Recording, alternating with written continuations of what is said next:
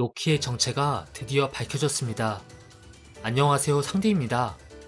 원피스 1174화가 이번 주에도 연속으로 나왔는데 벌써 다음 스토리가 기대됩니다.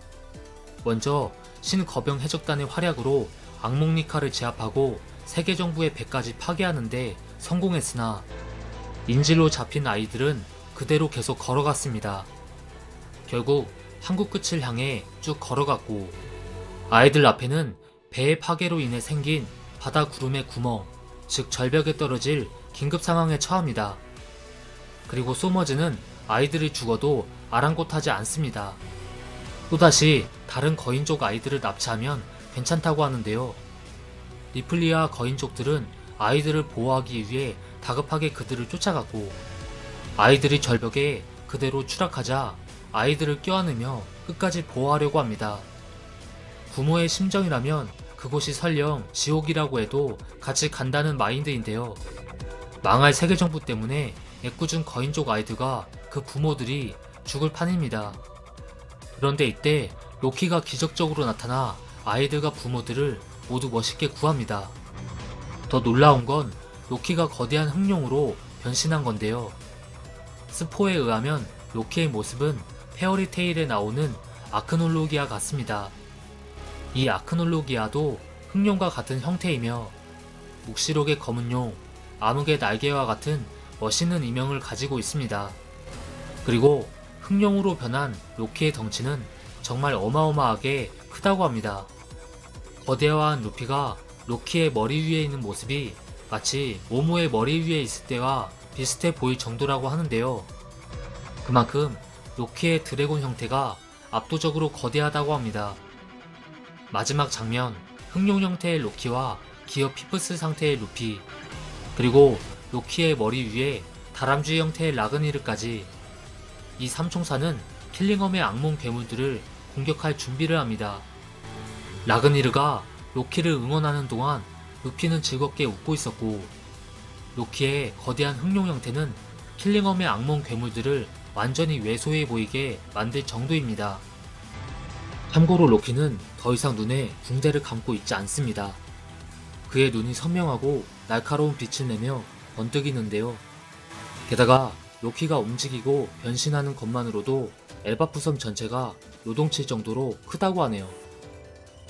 이렇게 이번 화가 끝이 났는데 이번 화에서 로키가 먹은 열매가 뭔지 정확하게 밝혀지지 않았지만 그래도 흑룡 형태가 나와 로키의 능력을 대략 알 수 있었습니다. 흑룡은 동서양에서 모두 전설적인 생물로 등장하며 동양에서는 재앙을 가져오는 사악한 화신으로서 불길하게 표현되곤 합니다. 물론 이 흑룡을 신성한 존재로 보기도 하는데요. 한 가지 재밌는 건 그동안 로키의 능력이 니드오그라고 추정되었는데 이 니드오그도 종종 흑룡으로 표현된다는 것입니다. 사실 북유럽 신화의 니드오그와 로키의 이미지는 굉장히 잘 맞습니다. 니드오그는 세계 질서의 종말을 의미하는 라그나로크를 준비하면서 문제를 일으키는데 원피스의 로키도 세계 정부의 지배체제를 부정하고 흔들리게 하기 때문에 로키와 니드오그는 비슷한 측면이 있습니다. 또 개인적으로 로키의 능력이 과연 어떤 열매일지도 궁금합니다. 로키의 능력과 유사한 카이도의 능력은 물고기 열매 모델 청룡이었습니다.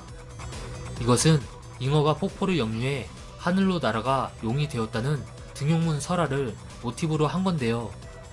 이번만큼은 등용문 설화를 재탕하지 않는다고 봐 로키의 능력이 물고기 열매 모델 흑룡으로 나오지 않고 다른 형태로 나올 것 같습니다.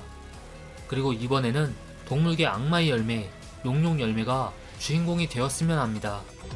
용룡 열매는 설정상 용과 드래곤 계열의 생물의 힘을 얻게 해주는데요. 하지만 아직까지 용룡 열매 모델 프테라노돈, 용룡 열매 모델 트리케라톱스, 용룡 열매 모델 알로사우루스, 용룡 열매 모델 스피노사우루스, 용룡 열매 모델 브라키오사우루스, 용룡 열매 모델 파키케팔로사우루스 이렇게 공룡 위주의 능력들만 나왔습니다. 그나마 최근에 용룡 열매 모델 기린이 나와 공룡이 아닌 환상의 생물 기린이 능력으로 나왔는데요. 따라서 로키의 능력은 용룡열매 5대 니드옥으로 나오는 게 좋지 않을까 싶습니다. 그런데 이번 화의 제목이 세계 최강인데요. 많은 사람들은 세계 최강의 대상이 이번에 능력이 공개된 로키만을 말하는 건지 아니면 루피와 로키를 동시에 말하는 건지 궁금해합니다. 저는 개인적으로 둘을 모두 말하는 것 같습니다. 엘바프 벽화에서 루피와 로키로 상징되는 캐릭터들이 세계 정부와 정면으로 맞서기 때문에 루피와 로키가 세계 최강의 반열에 등극했다는 걸 의미하는 것 같습니다. 한때는 세계 최강의 생물이 카이도였지만 이제는 새로운 시대인 루피와 로키로 넘어갔다는 측면에서 세계 최강이라는 타이틀은 루피와 로키가 적합한 거죠. 루피와 로키는 서로 종족이 다르지만 몇 가지 공통점을 가지고 있습니다. 첫 번째로 이들은 모두 거대해질 수 있다는 겁니다. 로키는 고대 거인족이고 흑룡의 힘으로 더 거대해질 수 있으며 루피는 니카의 힘으로 전신을 거대화할 수 있죠. 두 번째로 이들은 폐양색을 휘감을 수 있습니다. 폐양색의 소유도 힘든데 그 소유자 중에서 폐양색을 휘감는 건 극한으로 더 힘든데요. 루피와 로키 모두 폐양색을 휘감을 수 있어 불멸자에게 데미지를 주는 공통점을 가졌습니다. 그리고 최근에 로키가 폐양색을 휘감아 불멸자 하랄드를 죽이는 것으로 밝혀졌는데 루피도 로키에 밀리지 않는 폐의감 스킬을 가져 불멸자들을 죽일 수 있고 따라서 루피와 로키 모두 신의 기사단과 오르성을 죽일 수 있는 천적이라 여겨집니다. 세 번째 공통점은 전설의 능력을 보유했다는 겁니다. 루피는 태양신 니카의 힘을 가져 엄청난 포텐이 있고 로키는 측정하기도 힘든 거대한 흑룡으로 변해 공격적으로 상상 이상의 스케일을 가졌는데요. 루피와 로키가 힘을 합치니 상대가 검은 수염이든 이무든 두렵지 않을 정도입니다. 이처럼 전설의 힘을 가진 루피와 로키가 완벽한 아군이 되어 힘을 합치니 이번 엘바프 편이 생각보다 빨리 끝날 것 같다는 생각이 듭니다. 앞서 말한 대로 조로와 상대가 신의 기사단을 각각 쓰러뜨리고 루피와 로키는 압도적인 힘을 보여 길게도 아니고 1화 정도면 킬링엄의 악몽을 없앨 것입니다. 물론 상대가 최종 보스 이무라 손쉽게 이기는 건 안 나오겠지만 니카와 흑룡의 힘에 페이감까지 쓰면 이무와 군코의 연결을 끊으리라 예상합니다. 그런데 약간 우려되는 전개가 있습니다. 그것은 바로 이무의 도미 리버시에 로키가 당해 로키가 흑화하는 건데요. 로키는 자신의 아버지가 이무에 당했기에 이무의 실체를 알면 무리하게 덤빌 가능성이 있습니다. 만약 그렇게 되면 루피와 로키가 맞붙을 것이고 이무를 쓰러뜨리기 더 힘들어질 건데요. 하지만 이 전개는 엘바프 스토리를 너무나 길게 끌 수 있기 때문에 안 나올 가능성도 높다고 봅니다. 여기까지 1174화를 살펴봤는데요. 이제 본격적으로 밀짚모자 입단과 이무의 악마 군단이 싸우게 되었습니다.